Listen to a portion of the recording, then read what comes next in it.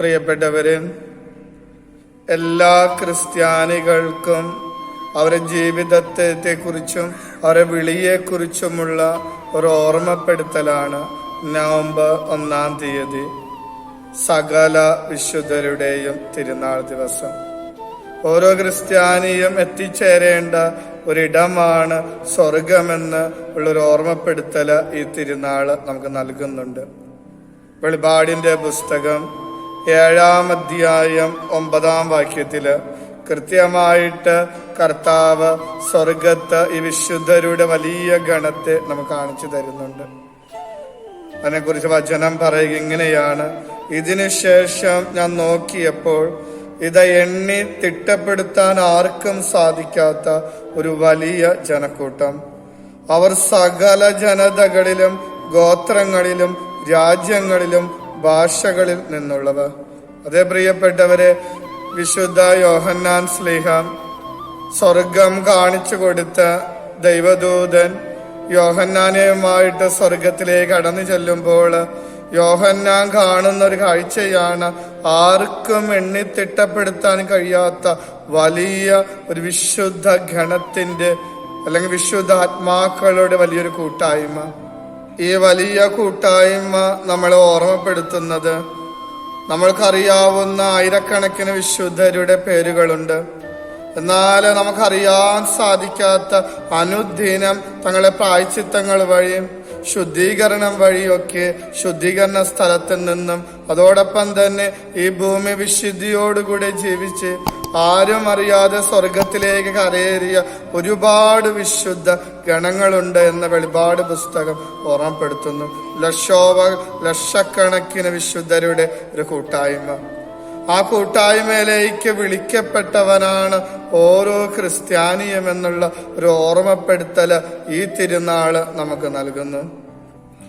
ഈ തിരുനാൾ ദിവസം നമ്മളുടെ മനസ്സിലേക്ക് എപ്പോഴും കടന്നു വരുന്ന ഒരു വിശുദ്ധൻ തീർച്ചയായിട്ടും ഇഗ്നേഷ്യസ് ലയോളയാണ്.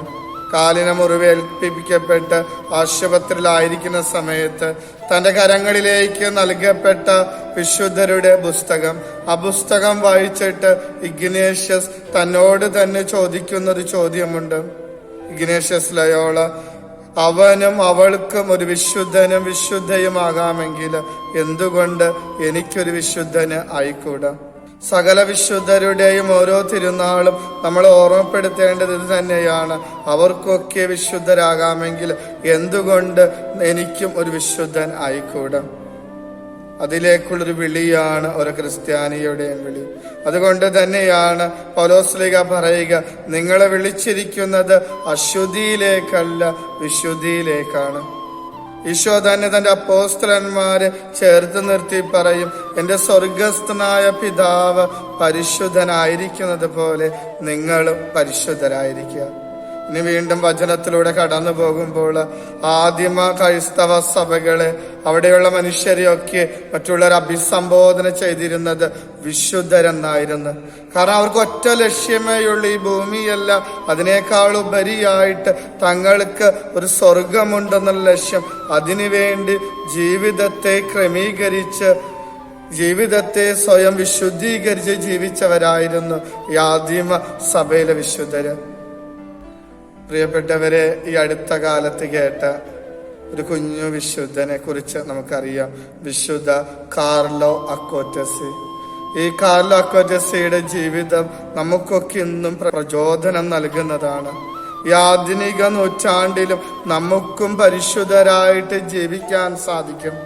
കാരണം ഈ വിശുദ്ധന്റെ പ്രത്യേകത, ഈ ലോകത്തിന്റെ ഏറ്റവും വലിയ സാധ്യതയായ ഇന്റർനെറ്റ് ഉപയോഗിച്ചുകൊണ്ട് തന്നെ, നവമാധ്യമങ്ങൾ ഉപയോഗിച്ചുകൊണ്ട് തന്നെ ദൈവത്തിനെ പ്രഘോഷിച്ച കുഞ്ഞു വിശുദ്ധൻ 15-ാമത്തെ വയസ്സിലാണ് തന്റെ സ്വർഗീയ സമ്മാനം മേടിക്കുവാനായിട്ട് കർത്താവിന്റെ സന്നിധിയിലേക്ക് കടന്നുപോയത്.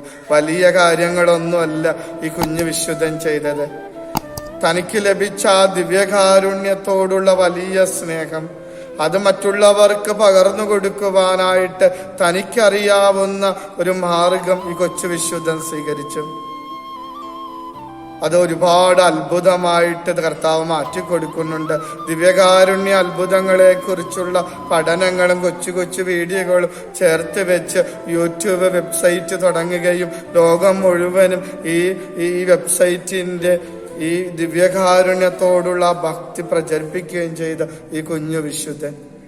പ്രിയപ്പെട്ടവരെ, ഈ കുഞ്ഞു വിശുദ്ധനൊക്കെ നമുക്ക് നൽകുന്ന ഒരു വെല്ലുവിളിയുണ്ട്. ഈ ആധുനിക ലോകത്തും നമുക്കും പരിശ്രമിച്ചു കഴിഞ്ഞാൽ നമ്മുടെ കൊച്ചു കൊച്ചു കാര്യങ്ങളിലൂടെ നമുക്കും വിശുദ്ധിയിലേക്ക് ഉയരാനായിട്ട് സാധിക്കും. നമുക്കൊക്കെ ചിന്തിച്ചാൽ വളരെ വ്യക്തമാണ് എങ്ങനെയാണ് ഇവരൊക്കെ ആ വിശുദ്ധിയിലേക്ക് ഉയർന്നത്.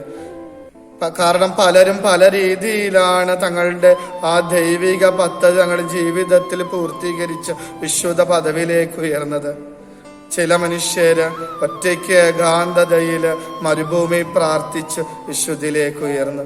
ചില മനുഷ്യര് ജനങ്ങളുടെ ഇടയിലേക്ക് ഇറങ്ങിച്ചെന്ന് അവരുടെ ഇടയിൽ ആതുര ശുശ്രൂഷകൾ ചെയ്തുകൊണ്ട് അവർ രോഗികളെ ശുശ്രൂഷിച്ചുകൊണ്ട് വിശുദ്ധ പദവിയിലേക്ക് ഉയർന്നു. ചില മനുഷ്യര് തങ്ങളുടെ കുടുംബത്തിലായിരുന്നു കൊണ്ട് തങ്ങളുടെ മക്കളെയും തങ്ങളുടെ കുടുംബാംഗങ്ങളെയും ഒക്കെ ദൈവത്തിന്റെ നിറവിലേക്ക് ഉയർത്തിക്കൊണ്ട് വിശുദ്ധ കൊച്ചു ത്രേസ്യയുടെ മാതാപിതാക്കളെ പോലെ അവര് വിശുദ്ധിയിലേക്ക് ഉയർന്നു. അങ്ങനെ പല രീതികളിലാണ് പല വിശുദ്ധരും പല വഴികളിലൂടെയാണ് സ്വർഗത്ത് എത്തപ്പെട്ടത്. പക്ഷെ അവരൊക്കെ പൊതുവായിട്ട് ഒരു കാര്യത്തില് അവരൊക്കെ ഒന്നിച്ചായിരുന്നു. കാരണം അവർ ജീവിതത്തിന്റെ ഏത് വഴിയിലൂടെ കടന്നാലും അവര് എല്ലാവരും ചെയ്തിരുന്ന ഒരു കാര്യമുണ്ട്. തങ്ങളുടെ ജീവിതത്തെ പൂർണ്ണമായും ഈശോയുടെ കരങ്ങളിലേക്ക് കൊടുത്തു. കാരണം ഈശോയ്ക്ക് ഇഷ്ടമുള്ള രീതിയിൽ തങ്ങളെ ഉപയോഗിക്കാനായിട്ട് തങ്ങളെ തന്നെ പൂർണ്ണമായി സമർപ്പിച്ചു. ഒരു ഉപകരണം പോലെ ദൈവം ഉപയോഗിക്കാനായിട്ട്. വചനത്തിലൂടെയൊക്കെ കടന്നു പോകുമ്പോൾ ഇത് വളരെ വ്യക്തമാണ്. ദൈവം ഉപയോഗിച്ച മനുഷ്യരാണ് സ്വർഗത്തിന് അനുയോജ്യമായ ജീവിതം നയിച്ചത്. അത് തങ്ങളുടെ കഴിവ് കൊണ്ടോ തങ്ങളുടെ യോഗ്യത കൊണ്ടോ നേടിയെടുത്തതല്ല. ദൈവത്തിന് സമർപ്പിച്ച് കർത്താവെ എന്നെ നീ ഒരു ഉപകരണമായിട്ട് ഉപയോഗിക്കണേ എന്ന് പറഞ്ഞ് സമർപ്പിച്ച വ്യക്തികള് അവരെയൊക്കെ ദൈവം വലിയ കാര്യങ്ങൾക്കായിട്ട് ഉപയോഗിച്ചിട്ടുണ്ട്. നമ്മുടെ കാലഘട്ടത്തിൽ ജീവിച്ച മഹാവിശുദ്ധയ വിശുദ്ധ മദർ തെരേസ തന്നെ കുറിച്ച് പറയുക, ഞാൻ കർത്താവിന്റെ കയ്യില് വെറും ഒരു പെൻസിലാണ്. കർത്താവ് ഞാനാകുന്ന പെൻസിലിനെ ചിലപ്പോൾ ചെത്തി കൂർപ്പിക്കും. ഇഷ്ടമുള്ളത് ഇഷ്ടമുള്ളിടത്ത് എഴുതും. ചിത്രം നന്നായാല് ചിത്രകാരനെയല്ലേ നാം പ്രശംസിക്കുക, ഒരിക്കലും ആ ചിത്രം വരച്ച പെൻസിലിനെ നമ്മൾ അഭിനന്ദിക്കാറില്ല. എല്ലാ ബഹുമതിയും എന്നെ ഉപയോഗിച്ച കർത്താവിനുള്ളതാണ്. ഏത് ക്യാൻവാസിൽ ഏത് ചിത്രം വരയ്ക്കണമെന്ന് ചിത്രകാരൻ തീരുമാനിക്കുന്നു.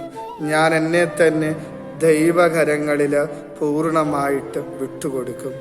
പ്രിയപ്പെട്ടവര്, ഈ വിശുദ്ധ മദർ തെരേസയുടെ ആധ്യാത്മികത്തിന്റെ അടിത്തറ അല്ലെങ്കിൽ അടിസ്ഥാനം ഈ ഒരു ചിന്തയായിരുന്നു. ഞാൻ എൻ്റെ കർത്താവിൻ്റെ കയ്യിലെ വെറും ഒരു പെൻസിലാണ്. അതുകൊണ്ട് തന്നെയാണ് മദർ തെരേസയുടെ മൃതസംസ്കാര കർമ്മത്തില് കാഴ്ചവെപ്പായിട്ട് ആ സിസ്റ്റേഴ്സ് ഒരു പാത്രത്തില് ഈ പെൻസിലും വെച്ചുകൊണ്ട് മദർ തെരേസയുടെ ഓർമ്മയ്ക്കായിട്ട് പെൻസിലും ബലിപീഠത്തില് സമർപ്പിച്ചു. വീണ്ടും നമ്മൾ കടന്നു പോകുമ്പോൾ ഫ്രാൻസിലെ നവേറിയ എന്ന് പറയുന്ന സ്ഥലത്ത് ഒരു കൊച്ചു മഠത്തില് ആരാലും അറിയപ്പെടാതെ ലൂർദില് പരിശുദ്ധ അമ്മ പ്രത്യക്ഷപ്പെട്ട വിശുദ്ധ ബെർണദിത്ത ജീവിച്ചു. അവിടെ ജീവിക്കുമ്പോൾ രോഗികളെയൊക്കെ ശുശ്രൂഷിക്കുന്ന ജോലിയായിരുന്നു വിശുദ്ധ ബെർണദിത്തയ്ക്ക് ഉണ്ടായിരുന്നത്. ഒരിക്കല് ബെർണദിത്തയുടെ അടുത്ത് ഒരു കന്യാസ്ത്രീ ലൂർദിലെ വിശുദ്ധ ബെർണദിത്ത മാതാവിന്റെ ആ രൂപത്തിന്റെ മുൻപിൽ നിൽക്കുന്ന ഒരു കൊച്ചു ചിത്രവുമായിട്ട് കടന്നു വന്നു. ആ ചിത്രത്തെ നോക്കിക്കൊണ്ട് ബെർണദിത്ത ഇങ്ങനെ പ്രതികരിച്ചു: ഒരു ചൂലിന്റെ ഉപയോഗം എന്താണ്? എത്ര നല്ലതായാലും അത് ഉപയോഗിക്കുന്നത് അഴുക്ക് നീക്കാനാണ്. ഉപയോഗം കഴിഞ്ഞാൽ അതിന്റെ സ്ഥാനം ഏതെങ്കിലും വാതിലിന്റെ പിറകിലോ മുറിയുടെ മൂലയിലോ ആയിരിക്കും. ആരും കാണില്ല, ശ്രദ്ധിക്കില്ല. അതിനെ വിശിഷ്ടമായി ആരും കരുതുകയുമില്ല. അതുപോലെ തന്നെയാണ് ഞാനും. പരിശുദ്ധ കന്യയ്ക്ക് ഒരിക്കൽ എന്നെ ആവശ്യമായിരുന്നു. ഇപ്പോൾ എൻ്റെ സ്ഥാനം ഇതാണ്. ഇതിൽ ഞാൻ സന്തോഷിക്കുന്നു. 1879 ഈ വിശുദ്ധ മരിക്കുന്നത്. ഇന്നും നൂറ്റാണ്ടുകൾ കഴിഞ്ഞിട്ടും ഈ വിശുദ്ധയുടെ രൂപം ഒരു ചുളിവ് പോലും ഇല്ലാതെ ആ ശരീരത്തെ അഴുകാത്ത ശരീരമായിട്ട് കർത്താവ് വിശുദ്ധയെ ആ ശരീരത്തെ പോലും കാത്തു സൂക്ഷിച്ചിട്ടുണ്ട്. കാരണം അത്രമാത്രം ദൈവത്തിൻ്റെ മുൻപിൽ എളിമയോടെ ജീവിച്ച് ഞാൻ ദൈവത്തിൻ്റെ വെറും ഒരു ഉപകരണമാണ്, കർത്താവാണ് എല്ലാമെന്ന് ഏറ്റുപറഞ്ഞവരെയൊക്കെ ദൈവം ഇന്നും ഒരു അത്ഭുതമായിട്ട് മാറ്റിയിരിക്കുകയാണ്. ഈ വിശുദ്ധരൊക്കെ തങ്ങളുടെ ജീവിതം പൂർണ്ണമായിട്ടും ഈശോയുടെ കരങ്ങളിലേക്ക് വിട്ടുകൊടുത്തപ്പോൾ ആ പൊന്നു തമ്പുരാൻ അവരുടെയൊക്കെ ജീവിതം മനോഹരമാക്കി മാറ്റി. ഈ സകല വിശുദ്ധരുടെയും തിരുനാള് ഇതിന് നമ്മളെ സഹായിക്കട്ടെ. ദൈവത്തിന് പൂർണ്ണമായിട്ട് സമർപ്പിക്കും. എല്ലാ വിശുദ്ധരും വിശുദ്ധിയിലേക്ക് ഉയർന്നിട്ടുണ്ടെങ്കിൽ ഈ ഒരു കാര്യം ചെയ്തപ്പോഴാണ്. തങ്ങളുടെ കഴിവുകള്, തങ്ങളായിരിക്കുന്ന അവസ്ഥകള്, തങ്ങളുടെ പ്രാർത്ഥനകളെ, ജീവിതമൊക്കെ കർത്താവിൻ്റെ കരങ്ങളിൽ സമർപ്പിച്ചപ്പോൾ അതൊക്കെ അത്ഭുതമുള്ള ജീവിതങ്ങളായിട്ട് മാറി, സ്വർഗത്തിന് ചേരുന്ന ജീവിതങ്ങളായിട്ട് മാറി. അതേ പ്രിയപ്പെട്ടവര്, ഈ സകല വിശുദ്ധരുടെയും തിരുനാളില് ലക്ഷക്കോടാനുകോടി വിശുദ്ധര് നമുക്ക് സ്വർഗത്തുണ്ട്. അവരുടെ ഗണത്തിലേക്ക് നമ്മളും നമ്മുടെ ഈ ലോക ജീവിതത്തിന് ശേഷം ഉയർത്തപ്പെടാനുള്ള ഒരു കൃപ നൽകണമെന്ന് പ്രാർത്ഥിക്കാം. നമ്മുടെ ഇഷ്ടങ്ങളെക്കാളുപരി ദൈവത്തിന്റെ കരങ്ങളിൽ സമർപ്പിച്ച് ദൈവ ഇഷ്ടത്തിനനുസരിച്ച് ജീവിക്കാനുള്ള കൃപ ദൈവം നമുക്ക് നൽകട്ടെ.